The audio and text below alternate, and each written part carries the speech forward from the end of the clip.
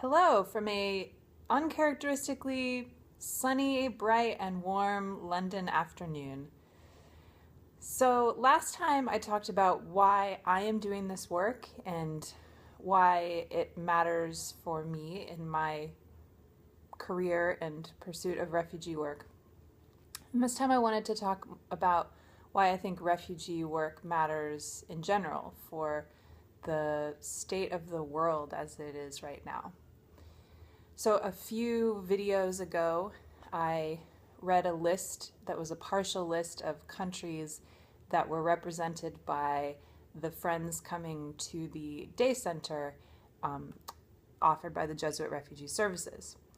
And as I looked at that video, I noticed that my mood or my affect sort of got lower as I read that list. And the reason for that was that as I read off Nigeria, Namibia, Ghana, Sudan, Ecuador, Mongolia, it just kept hitting me how many countries on this planet are in the kind of state where people have to leave their homes, their families, everything they know and love just to survive. Not because they want to, not because they're dissatisfied and think that there's just something better on the other side of the fence, but fundamentally because they can't make a life in the country that they were born into. And this is a worldwide phenomenon. It strikes me so much that the term refugee doesn't mean a person from a particular religious background or ethnic background. A refugee doesn't look a certain way. A refugee simply means a person who has been caught up in circumstances beyond their control and had to flee for their life or for their survival. And that could be any of us, given those circumstances.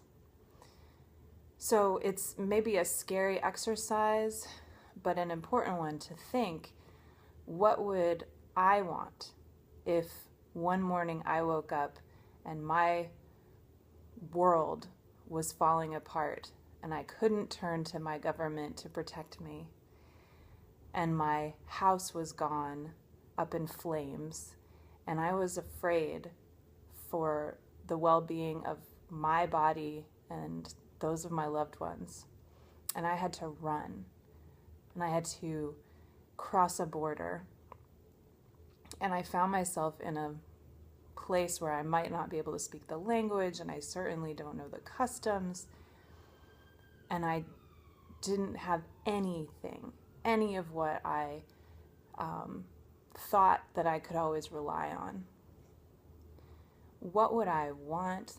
What would I need from the people of that country? So I want to be one of those people who offers kindness and offers the things that a person might need, because it's been hit home to me how that could be me on the other side. I am a refugee. But that's also a frightening thought. It's a lot easier to think a thought like, well, those people, they must deserve their fate somehow. They must be lazy. They must be fundamentally corrupt in some way. They must be faking it. Because when we do that, we get to escape responsibility. And not only do we escape responsibility and not have to provide for the people who are basically at our mercy and in need, but we also don't have to admit our own vulnerability. We don't have to admit that that could be us. That these things that we feel are so permanent and so reliable, these walls around us, the food on our table, the job we have, the loved ones who are there for us, that all of those things could be gone in an instant. That's a terrifying thought on the one hand, but in another way, recognizing our vulnerability is the beginning of opening our hearts to one another and recognizing how precious every single one of these moments is. So this is the beginning of why I call this vlog Refugee Mind, because it's actually, to me, the mind of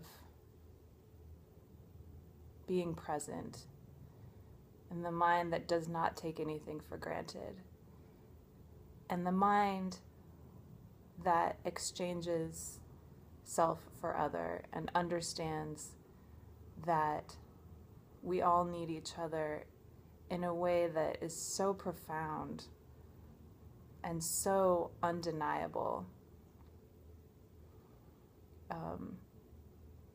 And admitting that fact is recognizing our humanity. So this moment in time, this moment where so many countries are moving in the direction of isolation, in the direction of fear,